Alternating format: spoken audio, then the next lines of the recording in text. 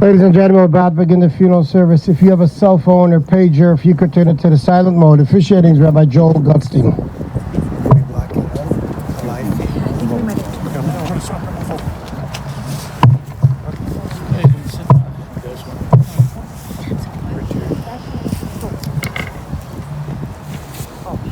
Mizmor David, Adonai mi yagor bi alecha mi yishkon b'har kodshecha. Aleich tamim ufol tzedek v'dover emes bil vavo. Lo ragal al lishono lo asal l'reo ra'a v'kerpa lo nasal k'rovo. Yivzeh beinav mimas v'es yiriad ma yichabed nishma l'ara v'lo yamir. Kaspo lo nasan b'neshech v'shocha al naki lo lakach os eila lo yimot li olam. Eishes chayim mi yimsover achov mipninim mikra batach ba leiv bala v'shalom lo yachzar v'las tov lo ra kol yemei chayeh dorshet semer ufishti matas b'chevetz kapel hayasok aniyel socher mimerchak tavi lachma v'takom v'yod laila v'titenter v'leveisa v'chok v'narosea zam masadev v'tikachea mibrichapenat akarem chagrav yos masnea v'atam mitzrosea tam akitov sachro lo'ichba v'layla neira Yadea Shilcha Vakishar Vechapea Tamchu Folech.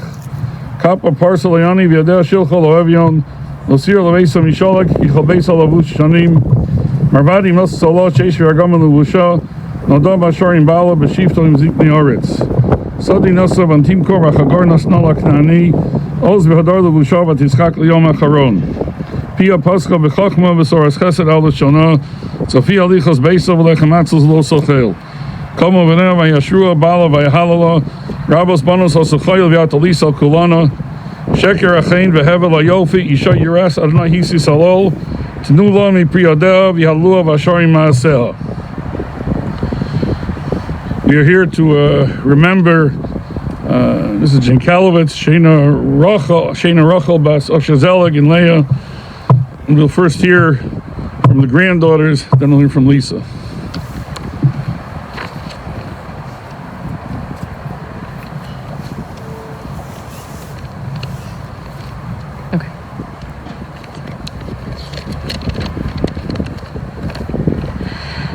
So this is a story that I've told before, so I apologize for those who have to hear the story again. When I was very young, I was so excited because my Bubby and Zadie were driving in from Chicago to see us. It wasn't a special occasion or anything like that, but anytime my Bubby and Zadie were coming in was a special occasion for me. However, that day there was a terrible snowstorm. All day I kept hearing that it was possible that Bubby and Zadie wouldn't be able to make the drive. Needless to say, I was devastated. That night when I went to bed, I left a notebook next to my bed with a simple note on it that read, "Bubby and Zadie, I hope you're here. If you're here, please let me know." Then I went to sleep. When I woke up in the morning, there was a note in Bubby's handwriting that said, "We're here and we love you." Words can't even describe my excitement at seeing that note. This memory perfectly encapsulates the relationship I had with both my Bubby and my Zadie. They were such a special part of my life and I just loved being around them. As I got older, I always looked forward to my weekly phone calls with my Bubby. I loved hearing her opinions on the different shows she was watching, or the movies that she had watched. And I will say her latest review on Honora was certainly one of the best, and one that will always make me laugh, and needless to say, she hated it. We would talk about books, and she would always say, "Hang on, let me grab a pen so I can write down your recommendations." Then, inevitably, the next time I spoke, she would tell me that she read it and she didn't really care for it. But I also loved telling her about how things were going at work or at home and hearing her opinions and encouragement. Whenever something good would happen to me at work, I would be so excited to tell her because her pride in me meant so much. Words will never be able to truly describe how much that pride and how much that relationship with my Bubby really did mean to me. I feel so incredibly lucky to have had all these wonderful years with her that I did. I was so especially grateful that she was able to have a relationship with my own children, especially with my oldest, Ben. When we lived here, she would often go on walks with Ben, where they would excitedly point out mail trucks and garbage trucks. I also told him at one point that Big Bubby was fragile, and he knew what that meant, and he would make sure that she was always sitting down every time he would play with her because she was fragile.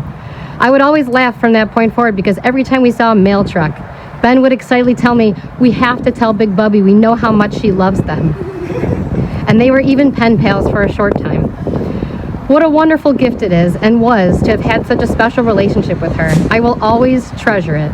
And it's unfathomable to me that the next time I read a good book or watch something on Netflix that I won't be able to call her to recommend it. I will miss her so much, and I will always do my best to cherish all of those memories and to never forget the special bond we had.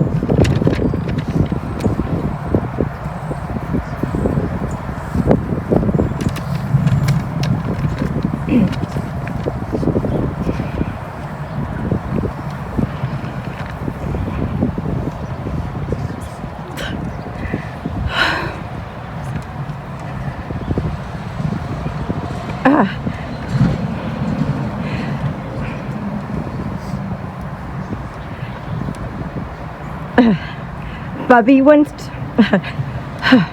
once told me that before she passed away, she wanted to hear the speeches that we would make at her funeral. Okay. So last week, when Yaron and I flew in to see her, my husband, I told her just one opening line. And then I broke down, I was unable to continue, and my bubby looked at Yaron and said, she's not going to be able to get up there. Like everything else, my bubby was always right, but I'm still going to try. If you ever saw Bubby trying to get off the phone with me, you would know that I had trouble saying goodbye to Bubby. There's always something else I wanted to tell her. After she was diagnosed with cancer, and I would get upset about her situation, she would always tell me, "Don't cry. It's sad, but it's not a tragedy. I have lived a full life." And I hope she forgave me because I never listened and I always cried. However, she was the strongest person I knew. She once told me that my bubby Rosa of blessed memory told her once that I was just like her, and that quickly became my favorite compliment. And on my best days, I can almost see the similarities. When I saw her last week, I asked her for some last pieces of wisdom, and she told me, "I already taught you everything I know." Well, let's see if that's true, and if I can live up to the words of my bubby Rosa and be just like her, strong. Either way, in the end, even if I'm not, I know she would say what she always did, which was that I'm such a good girl, and she was so proud of me. I love you, Bubby.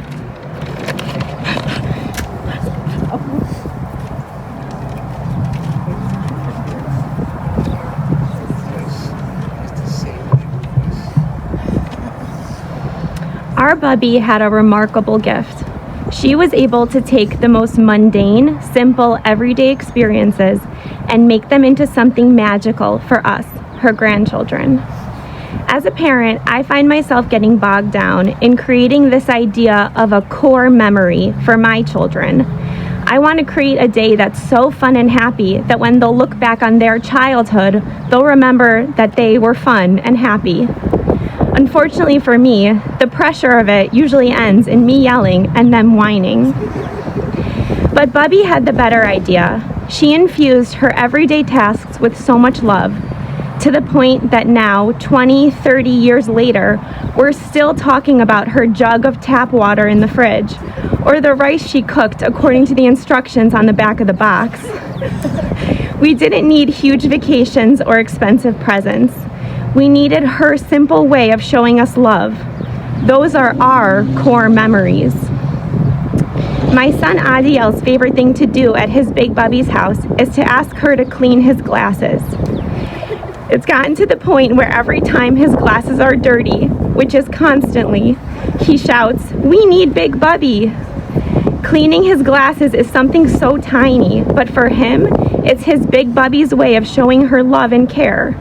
She carried the same love for us into our next generation. So next time I'm packing up our house for a huge Sunday fun day, and I'm getting frustrated because nobody's having fun, I'll take a step back and think, we need Big Bubby. We need her healthy dose of realism, her ability to make ordinary experiences into magical memories.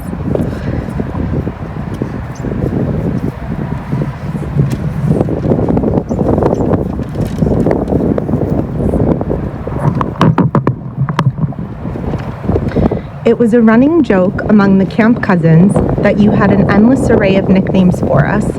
My Sweethearts was a constant, featuring in every Friday email, but there was also ZC, ZC Face, Cookie Nunu, Cookie Face, Tati Nunu, lots of different combinations, mostly involving some sort of baked good or Yiddish phrase.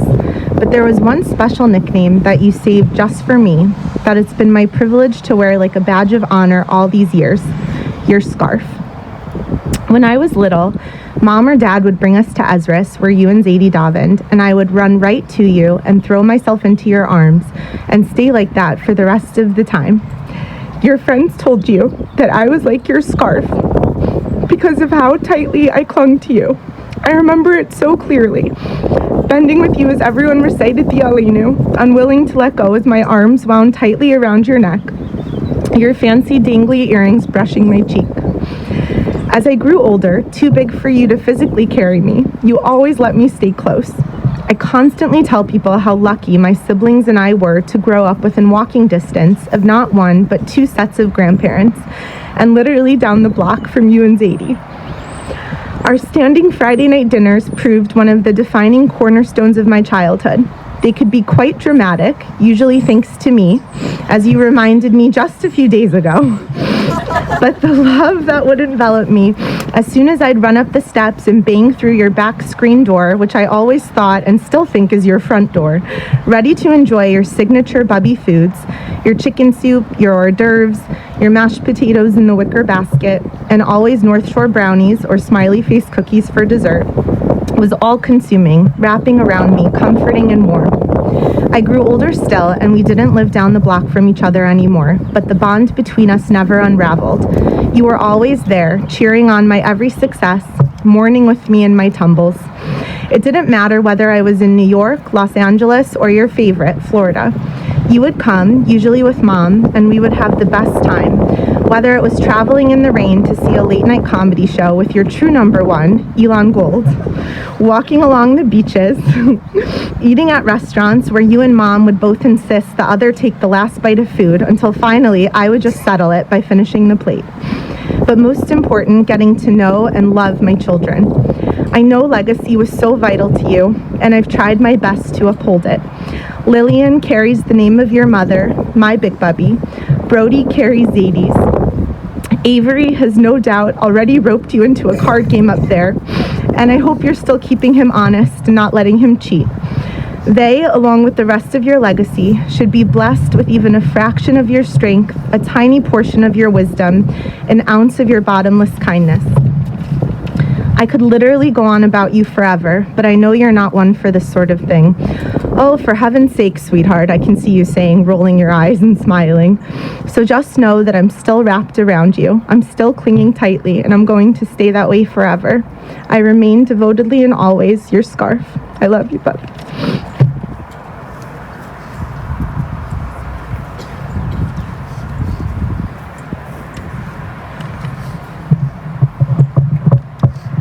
My mom was a very optimistic person, and she thought that worrying was a waste of time.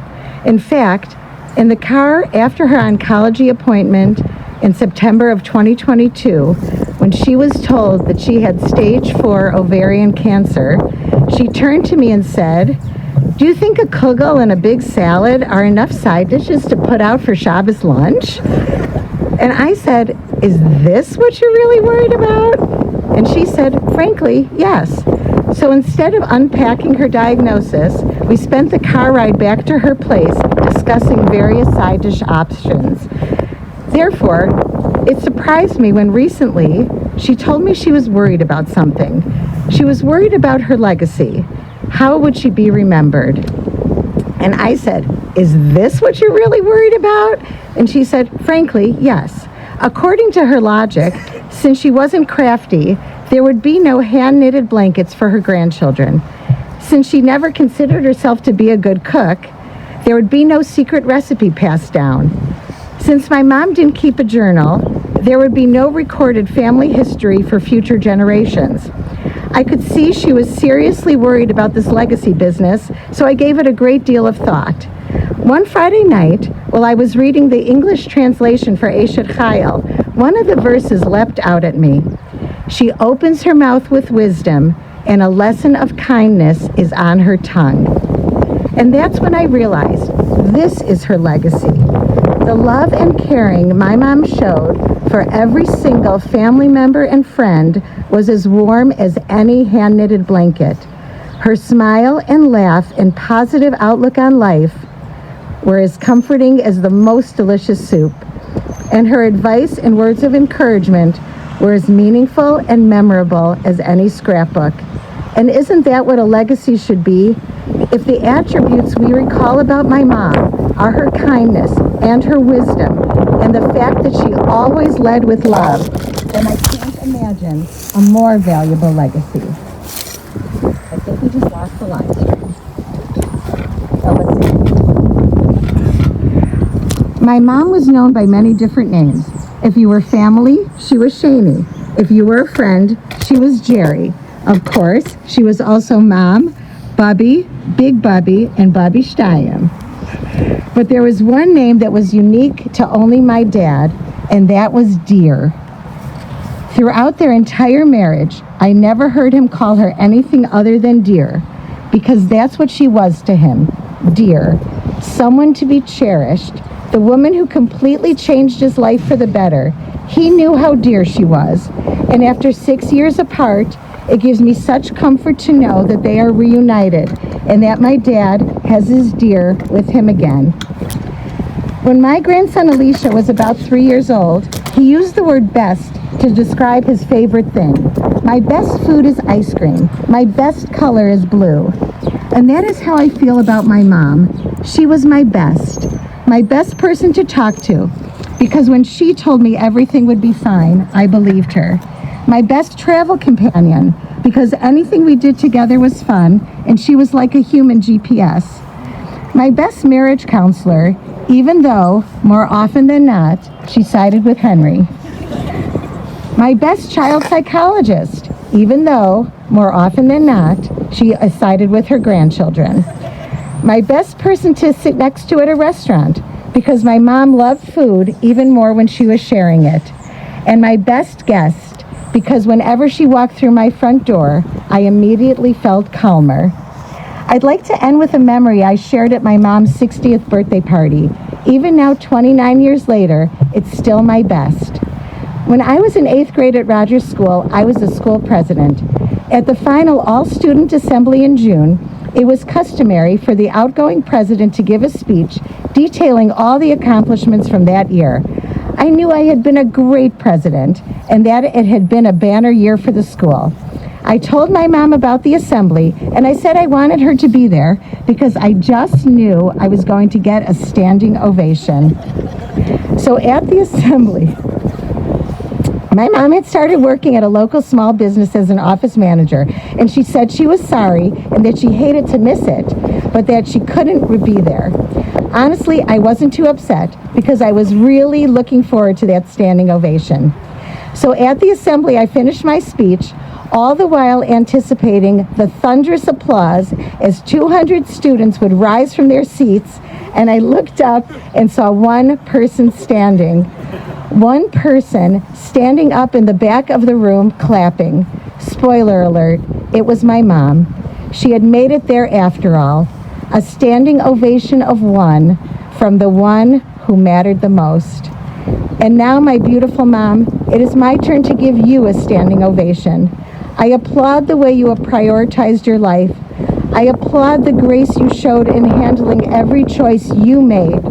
I applaud your strength and your never-ending commitment to live each day to its fullest, even to your last days when you insisted on getting your hair done and putting on earrings. Mom, I ask your mechila for anything I may have done to you. It was an honor and a privilege to be your daughter, and I will hold you close in my heart forever. May my mom's neshama have an aliyah, and may her legacy of kindness, wisdom, and love guide us for years to come.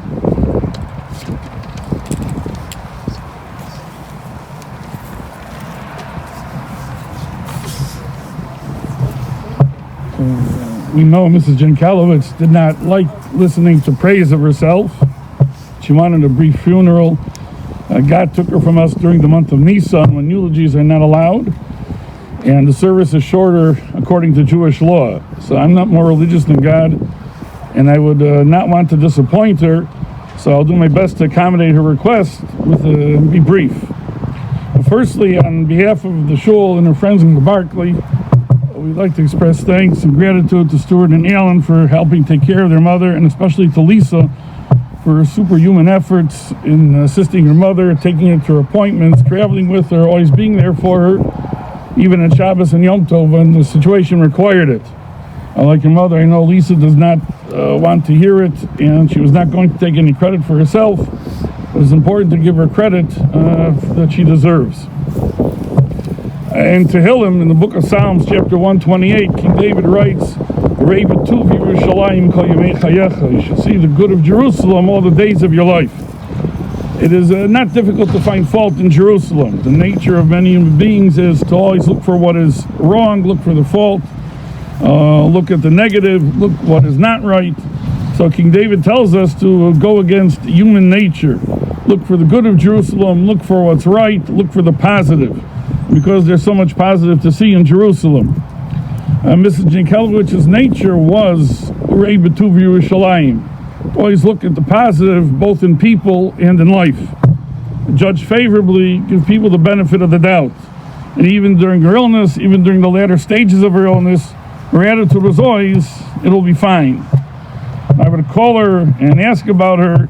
She would not go into any detail. Her answer would be, thank God I'm okay, all is good. Then quickly she would turn the conversation around. How's Fran? How's Yael? How are Miriam and the baby? She did not like talking about herself. She did not want to be the focus of the conversation. She wanted you to be the focus of the conversation. She wanted to hear about you. And as the great Talmudic sage Shammai says in Pirkei Avos, receive everybody with a pleasant countenance. She would talk to you with a smile and a gentle nature. That was true when Mrs. Jankelovitz was well and during her illness. People enjoyed being around her, talking with her, and it was very evident in shul, where she enjoyed attending the services, volunteering, and participating in whatever events the shul had. The Jankelovitzes came to our neighborhood in West Lincolnwood. Some would call it by a fluke, but it was no fluke. God runs the world and arranged events so that our shul and our neighborhood would benefit from their presence. They originally were set on buying an apartment in Winston Towers until their son Alan convinced them otherwise. So we are indebted to Alan because an apartment then opened up in the Barclay Place, and they became important players in a wonderful community. Mrs. Jankelovitz would help organize the Rosh Hashanah and the holiday meals, and there were many shul members there, and she would get together with the other women in the Barclay. The trick would seem to have been getting the Jankelovitzes to come to our shul. Mr. and Mrs. Jankelovitz has always been davened in a mixed seating congregation. They didn't want to daven in a separate seating shul. Our neighborhood has one shul close to the Barclay Place. It's our shul, Yehuda Moshe, which is a separate seating shul. They came, and as everything else for Mrs. Jankelovitz, Rei B'tuv Yerushalayim, she enjoyed the shul and the separate seating. All was wonderful and positive. As all other shuls in the Chicagoland area, we closed during COVID for about 3 months. When we reopened, the guidelines permitted 15 people in shul for the first weeks. We had 12 men and 1 woman. It was Mrs. Jankelovitz. She could not wait for shul to reopen, and when we did, she was knocking on the door to be among the first back in the shul because she loved attending shul. She loved davening, again, being around other people. She came in health. She came in her illness. Even about 2 weeks ago, she was in shul with Lisa and Henry for the yahrzeit of her husband David. As always, she was all smiles, good spirits, and all was fine, and no complaints. Mrs. Jankelovitz was proud of her family, her late husband David, who will be missing shul, Stuart and Terry, Lisa and Henry, Ellen and Karen, her grandchildren Asher and Brittany, Sherry and Adam, Elliot and Alyssa, Erica and Yaron, Yael and David, Ilana, Ronit and Yona, Abigail, Joshua, Michael and Noah, and her many great-grandchildren. As with everybody, Ms. Jankelovitz spoke with her family with always upbeat, positive outlook and with confidence. Unfortunately, the sun is set on a life where all was shining and bright. We miss Mrs. Jankelovitz. Her attitude of Urei B'tuv Yerushalayim, look for the positive, show interest in others is one of the many lessons we can learn from her. May your soul be bound in the bond of eternal life.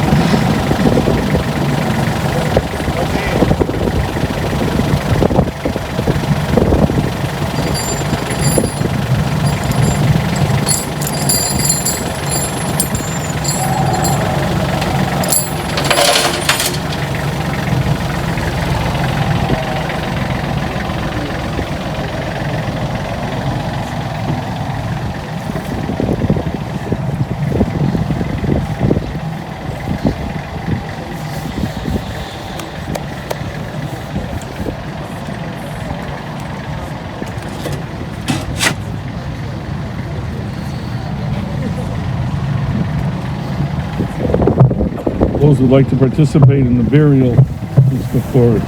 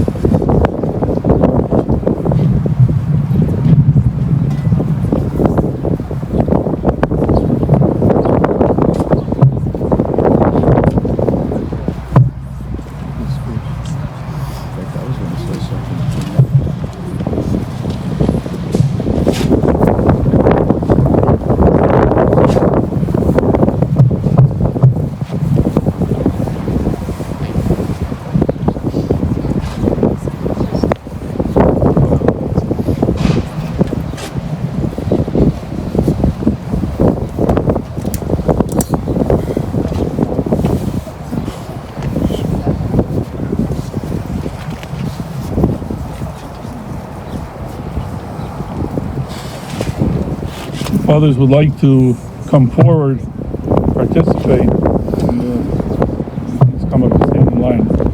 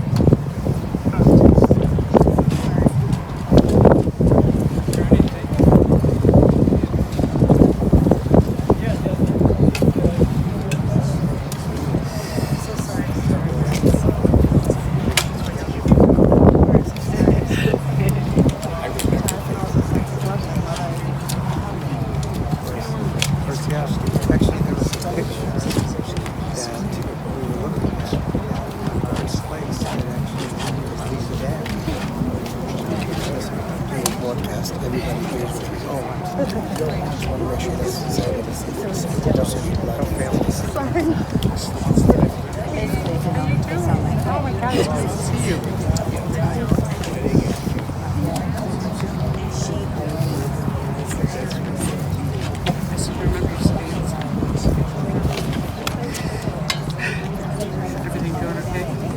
Good, good.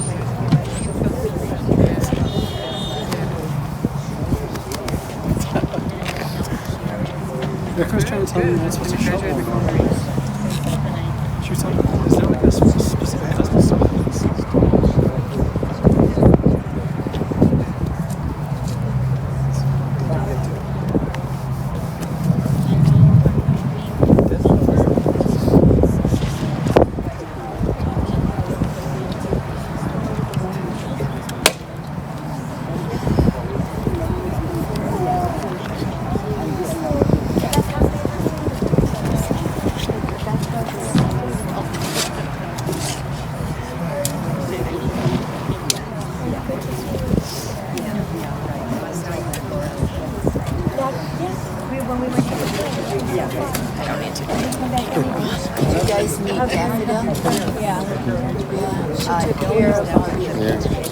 Seems very sweet.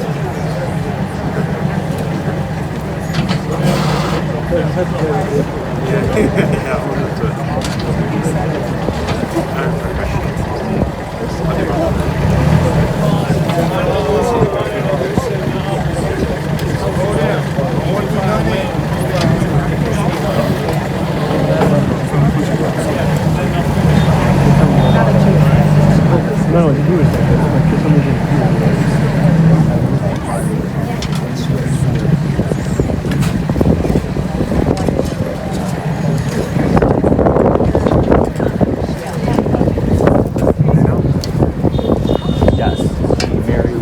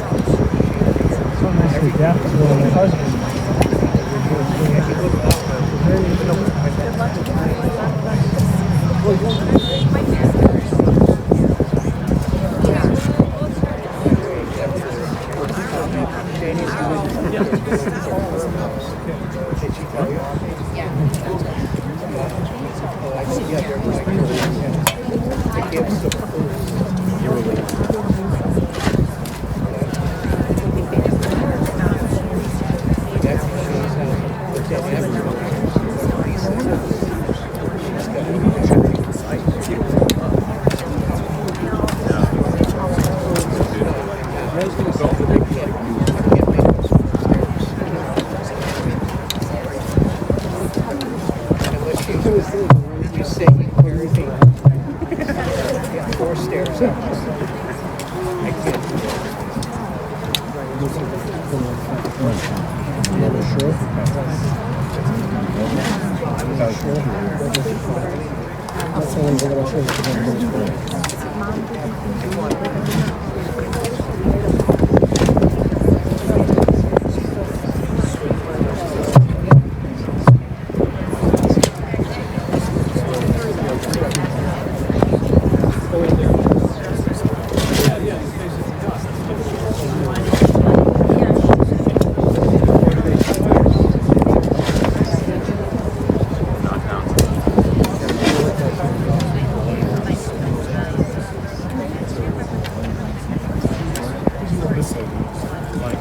Break the mount from the here. I got 4 stairs. I said, I didn't hear you say Audrey's out there All right. This isn't going to happen.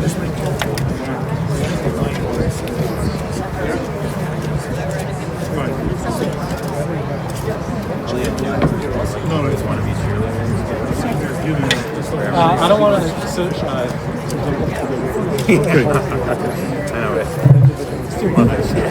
Michtam LeDavid, Shamreni El Ki Chasi Sivach, Amart LaDonai, Adonai Ata Tavasi Ba'alecha, Igdoshim Asher Baratz Hema Ve'adir Kochef Tzivam, Yibu Ad Svosam Acher Maharu Ba'alasich Niskem Idam Ba'alasosh Mosam Al Svosai, Adonai Mnos Chalki V'chosi Tamich Gorali, Chavalim Naflali Banimim Af Nachlas Shafra Alai, Avrecha Sanai Asher Yatzani Aflelos Yisruni Chayosai, Shivis Abnei L'Negri Samid Ki Mimini Balamot, L'chein Samach Libi Vayogu Kvodi Af Besri Yishkon Levetach, Kilo Sazov Nafshi Lishol Lo Sitin Chasid Chol Yerol Shachas, Todini Orachaim Tzomas Mochos Espenecha Ni'imos Bimincha Netzach. Kaddish. Amen.